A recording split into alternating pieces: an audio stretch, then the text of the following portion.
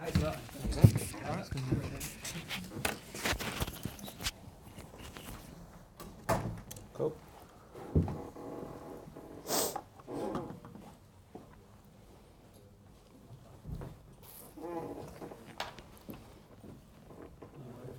I'm just going to double check now because he was speaking to Rosie. If he can come in and settle quickly, we'll do that. Yeah, sure.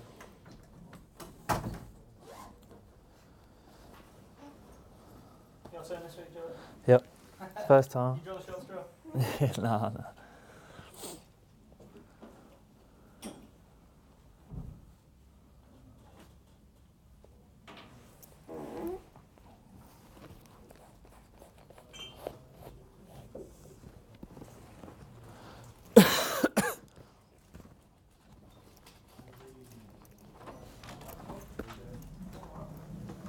Are you alright?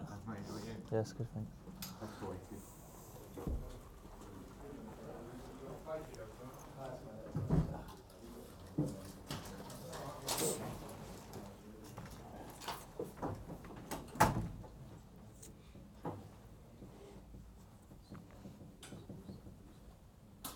A few questions from Bryn, is that right? Yeah. And Rory? Yeah. A few questions from David. And I think that's it then, isn't it? And then just a couple of radios as well, so nice and easy. Cool. Cheers, Ash.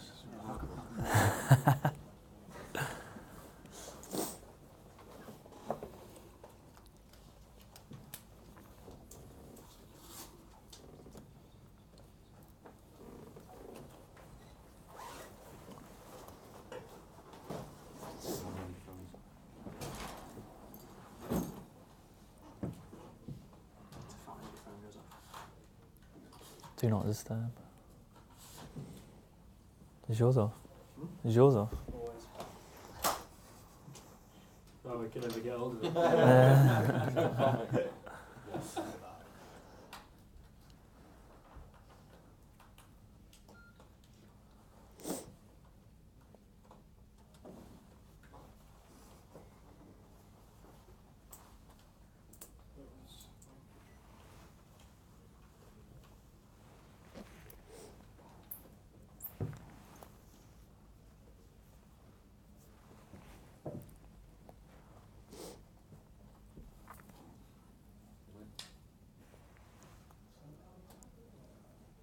George, first things first, there was a Scotland squad announced this week which you weren't in. Was that disappointment?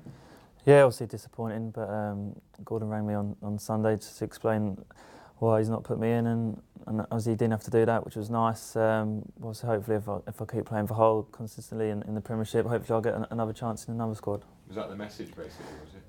No, he didn't say anything really about that. He just said he's giving other people a chance in the squad just to look at, and obviously it's a good opportunity for him to do that with 2 friendlies coming up. So to get that one out of the way, you've plenty to concentrate on at the moment anyway, because you're involved in the process of trying to nail down your Premier League place, basically, aren't you, at the moment? Yeah, it's been very frustrating, obviously not playing, but the boys have been doing really well at the start of the season, and the gaffer's done really well in that way of the people that have not been playing, just saying be patient, and you'll get your chance eventually, and when you do, you've got to take it. And I think a few of us who have been patient have got our chance lately in the squad, and have taken it with both hands. It was always going to be the way, wasn't it? Because you carry bigger squads in the Premier League and everyone has to wait for their opportunity potentially. Yeah, you're not used to it in the lower leagues. You're used to playing every week, which I've been at Peterborough, and obviously when I came to Hull. So not even in the top clubs in this division have the same 11 every week, do they? They use their squads, and I think that's just a few of us have got to get used to it in this squad of not playing every week. Is that the biggest test? Not what you do on the pitch, but what you do off it, if you like? Yeah, you've got to keep your head, and mentally it's draining, but as long as you're training well, and I think the gaffer has given everyone opportunity, and as I said, as long as you take it, you can't grumble when you're out of the team, because you wouldn't have been good enough. The manager's biggest challenge in a way, isn't it, as well, because he's got to keep everybody happy and make sure that when you do get your opportunity that you come in the right frame of mind to take it and make the most of it. Yeah, and I think that's what he's been brilliant at. To be fair, his man management has helped that. When we have gone in and seen him, he's told us, I see when you do get your opportunity to take it, and it's hard not playing, but he has kept everyone happy, to be fair, and that's a good part of his job. So everybody still feels involved no matter what. Yeah, I think that's his man management skills to a T. Really, we've got a great, really tight knit group, and to keep everyone feeling that they're still involved, even when they're not, it's been brilliant from the gaffer. I guess it's helped as well that you, as a club, as a squad, you've been going well, haven't you? So everyone feels that the right things are being done. Yeah, I think even in the players that have come on as subs, they've played their part. The people as weren't playing earlier on in the season, the boys were doing so well that you couldn't go knocking on the manager's door saying I want to play, because they were deserving of their place. So as I say, the manager said everyone will play their part this season, and hopefully we stay up, and so far so good. Yeah, so far so good. It's been an exceptionally good start, hasn't it? Yeah, it's just a start, as the manager keeps saying. So anyone would have took 10th, and I think we surprised a few people. We had the inner confidence at the start of the season that we could do well at this level, but now everyone else is seeing what a good footballing team we are. You've just been talking with Liam. You mentioned that there are a lot of players in the squad who strongly feel they have points to prove. Has that helped as well, do you think? Yeah, definitely. I mean, obviously a few of us from the lower leagues have always wanted to test ourselves at this level, and then we brought the likes of Tom in, who have not been playing at Spurs, and Jake, who have excelled really at playing week in, week out. So I think it's helping the team in the long run that people are chomping at the bit to play and prove people wrong, and I think it's shown in our performances. And if Hull have been something of a surprise package beyond Hull, Southampton have certainly been that, and they look at where they are in this. Yeah, I mean they've been brilliant this year. I mean, watching the last few weeks, how well they press teams and the work rate of all the individuals out there. So I think that's shown in their performances as well, and no one would have thought they'd be up right 5th or 6th, wherever they are in the table. And now they've got 3 players in the current England squad, which in itself is an indication that something very right is happening there, isn't it? Yeah, I think they've always been good at producing young talent at Southampton. It's worked out perfectly. I think just everything about the club, the togetherness of all the boys, no egos, we're all in it together, and I think that shows on the pitch at the minute. And you sort of touched on it before there, but the guys who helped the team get to promotion, they've had to fight for the places, but they've all been kept in and around and in with the bite. Maybe some other clubs who've gone up have had a bit more of a wholesale change, and they've almost jettisoned some of the guys who got them there. Has that been a sort of a benefit? Yeah, you do find that, don't you, in the Premiership? They do forget the people that got them up and bring loads of new players in, but as I say, the gaffer's done well in keeping everyone happy, and everyone's really got their opportunity so far. We're like 10, 11 games in, and I think everyone's played their part and had the opportunity to prove that they can play at this level. And was that study a few weeks back there with the lack of Scottish, Irish, English players playing in the top flight over here? Yeah. It's not the case at Hull. There's sort of that strong home nations presence. It's sort of, does that help build a bit of camaraderie? Yeah, I think that's the main reason why we've got such a good team spirit. Even the foreign boys, that they get stuck in, they understand. We do have to explain a few of the jokes to them a bit more, but yeah, I think that's the Irish contingent in the team are massive in the banter and that. So I think that togetherness is important, yeah. And Steve's told us all about it's only a start, and you've echoed it. They'll hear it quite a bit from the players. Has he told you when a good start becomes more than that yet? No, not gone too much into it, but we know in ourselves there's only 10 games gone, and there's a long, long way to go, but we can be very proud of how we've competed at this level so far. Cool. George, you said you had to be patient and it's been frustrating waiting for your chance. Do you feel you could have done much more in the 3 games of the last week or so? No, I think I've proved I can play at this level. I've been patient, and I knew once I did got the opportunity to play against Spurs that I had to take it. Otherwise, it'd be a long time before I got another one. So I'm pleased with how I played, and hopefully it's enough to stay in the team. And what have you found as the big differences between Championship, League One, and playing in the Premier League? It's just how ruthless that in the final thirds, how ruthless the players are. Just one touch and the concentration, you come off of headaches because literally one lapse and you're punished at this level. So they're the biggest things for the Championship to the Premiership. How do you kind of train for that? You train out on the pitch and physically wise. How do you kind of train the mentals? Yeah, it's hard. You don't really get it in training. It's just literally I'm playing game after game and literally concentrating for 90 minutes because you do lapse, it's a goal, unfortunately. But yeah, it's just hard. Yeah, is that almost the more exhausting part of it rather than the physical? Sometimes. Yeah. As I say, you come off with headaches. It's literally non-stop because you switch off 1 minute, he's in behind you, and it's a goal. You can get away with it in the Championship because you could switch off and they miss, but yeah, it's hard. And just finally, how would you kind of this year? 2013 has been a big year for you, I guess, in your career. Has it been the biggest so far? Yeah, especially everyone's dreams to play in the Premiership, and I got my move around March time, didn't I? So it's just about staying in the Premiership now for the next few years, and I see no reason why we can't do that with Hull. Just one from me, George. Obviously, you mentioned playing down the lower leagues. Obviously, a regular fixture in the Peterborough team and in the City team last year. What have you learnt about yourself this season so far? Just be patient and not to expect to play every game. I don't think you can do it at this level. I don't think anyone plays 40, 50 games at this level. And just to take opportunities when it comes along, because this is what you work so hard for after all the years down Stevenage at Peterborough, and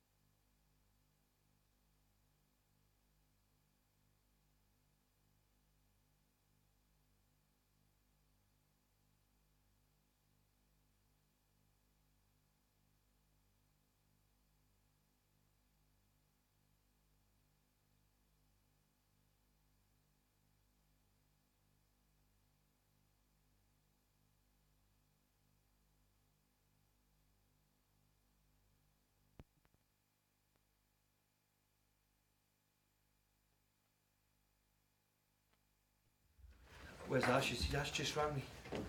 He's been panicking. All right, Mike. Huh? Just Steve. All right, very well here. He's here now. Did you want me, Ash? Yeah, I was just Seeing where I was. No, Paul McShane is also coming down for an interview with PLP, so just trying to get both of them. Hi, dude. What's PLP? Premier League. Premier League. That's us. Is that you? I'm sorry. I shouldn't say that, should I? John, I was asked the same question, Steve, and I work with him. Yeah. That's the Okay. rules, Steve. Hey, that's who pays all. Premier League, Sky, Premier League. What about you? Fuzzy Head, what about you? What is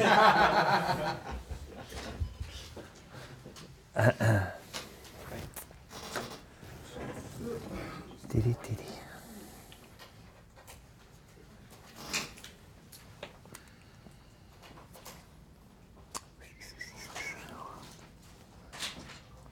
Don't worry. He's in the panic now, is he? Panic? Yeah, Did you get me a coffee? Well, it's tragically hard luck on Shawnee. I mean, he's had a few problems with it before, and we thought we were over the situation. And that's the one thing, as I've said repeatedly in the Premier League. You know, you need your big players to stay fit, and unfortunately, as I said, it's part and parcel of football. But that's where you do need that little bit of luck. And sod's law, we've done that warm up routine. He's done he's done dozens of them. And to damage yourself in a warm up is quite ridiculous, really. But there you have it. There must have been a weakness there from before, and unfortunately, as I said, he's tore it a little bit. So it's put a bit of a dampener on everything, because he is a very, very good player. Is that back playing by February or back training? Well, I mean, you would hope by back playing, you would have hoped that, but of course it's been a little bit of an ongoing issue with Shawnee. Whether it's all been related, we're not too quite sure. But certainly there's obviously a weakness there, so we'll do everything we can. It'll take forever, how long, but we'll have to be patient and hope that we can see him in February sometime. So again, you're having to adapt to survive, aren't you? As you have been. Well, over it is. weeks. That is something which you have to put up with, and it's a frustration for us all, because the one thing you need is your big and your best players. A club like ours, who's just got in there, you need your big players firing. Certainly Shawnee in particular is one of the reasons why we're in the Premier League, for his performances last year. And it's a shame for him, but there you go. Football, we have to deal without it. Thankfully, we've managed to cope with anything what's been thrown at it so far. Let's hope that can continue. And again, it's ahead of another really difficult looking away game. This one. Well, I have to say, Southampton have been a breath of fresh air when you look at the young players they've got. I've just seen today that 2 or 3 of the players are in the England squad for a club which is it's taken off in the last few years. It was only a few years ago that was in administration, but fair play to them all. They've done a wonderful job. Their academy keeps producing.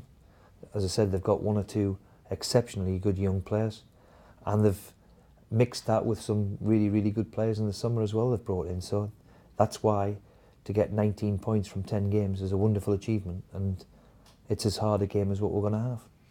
And if Hull have been a surprise in the sense in 10th, then they're an even bigger surprise, aren't they? Or are they?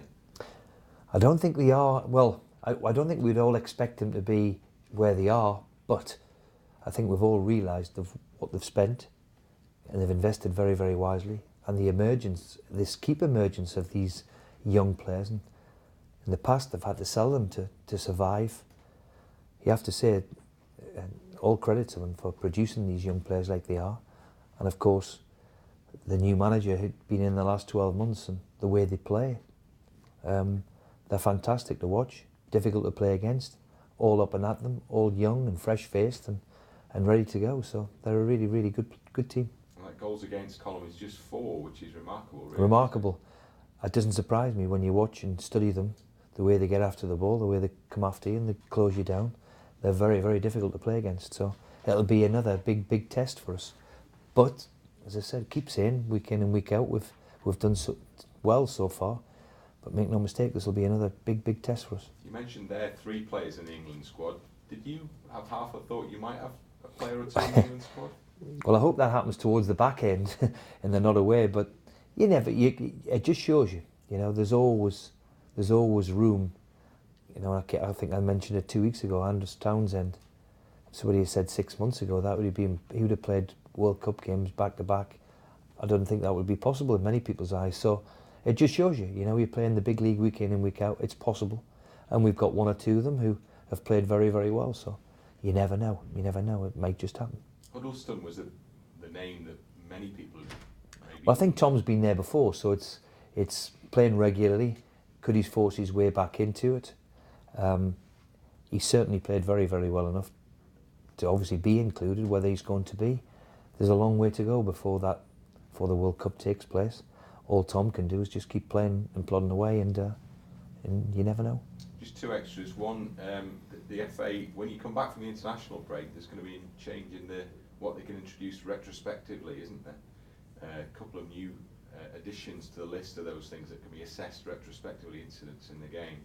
So there's a challenge, a second challenge, one challenge and a second follow-up to that, which will be a violent incident.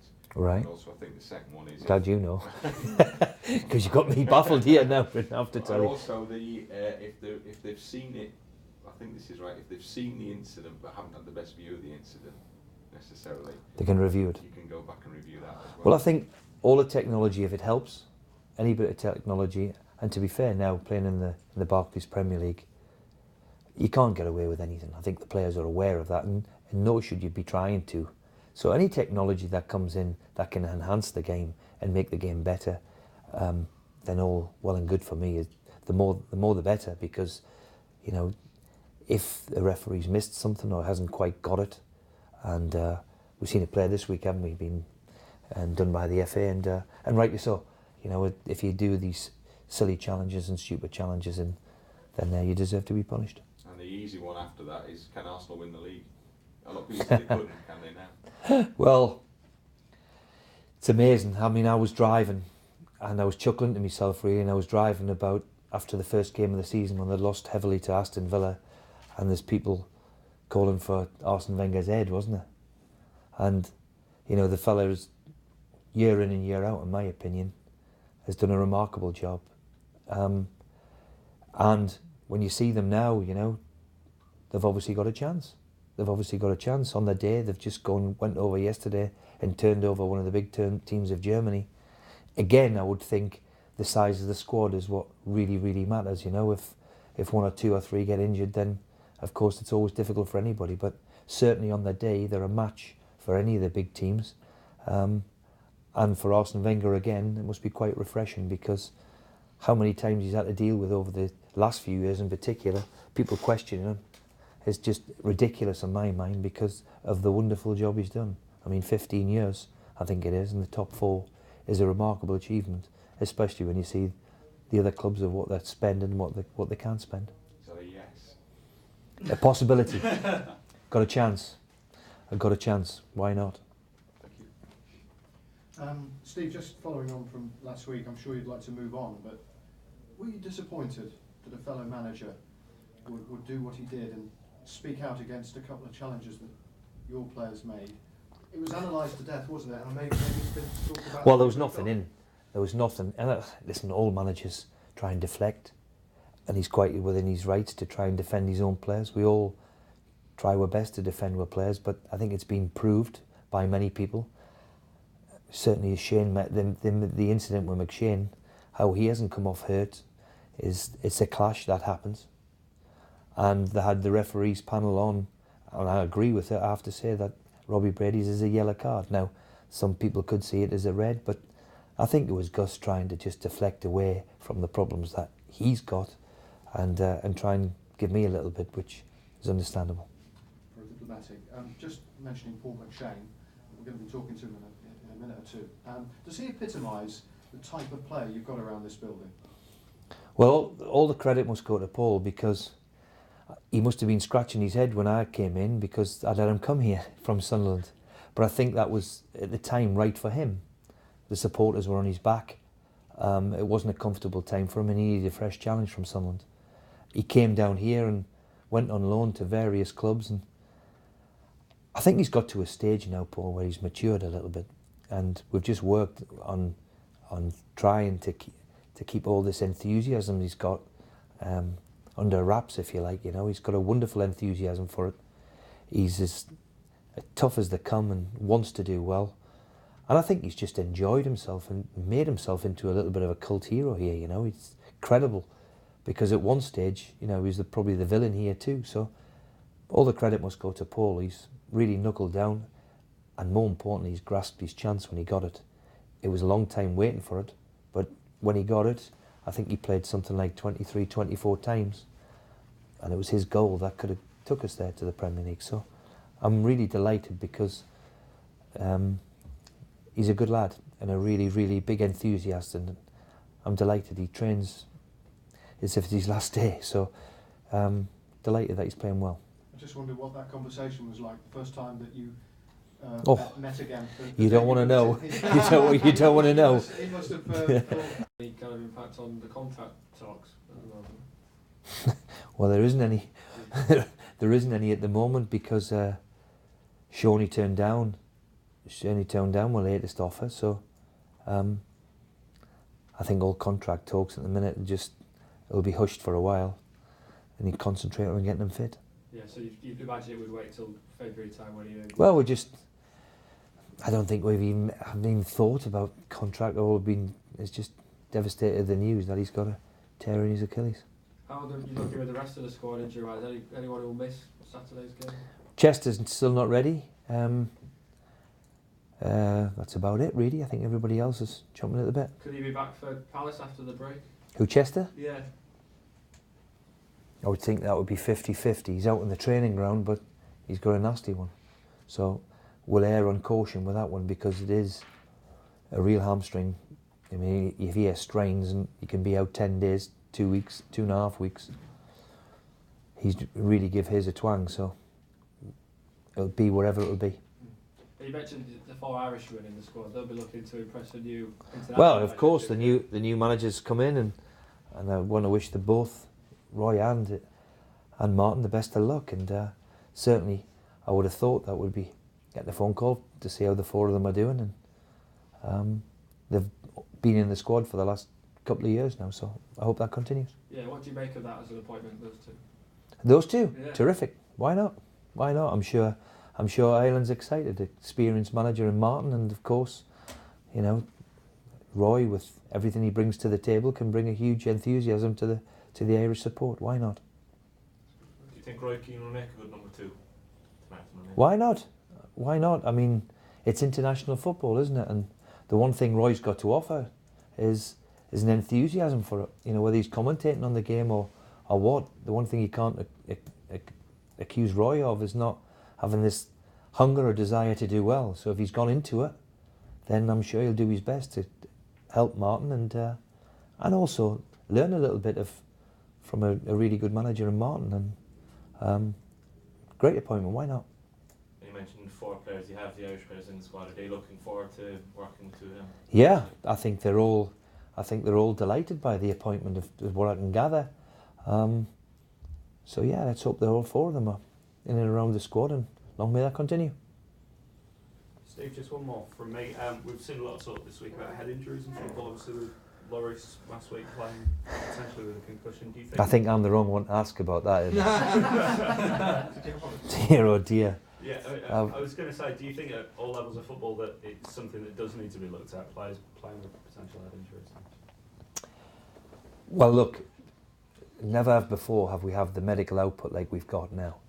So I would have thought if the player had been in any danger, then the medical support team at Tottenham would have been adamant that he wasn't going to carry on. And ultimately, if the player wants to, like it seemed he wanted to, and he looked okay when we all seen him, then I don't think we should question it. I don't think we should question the Premier League now, and certainly a club like Tottenham, especially what they've been through. You know, with what they went through with Fabrice Muamba a couple of years ago. Why do we have to question it? And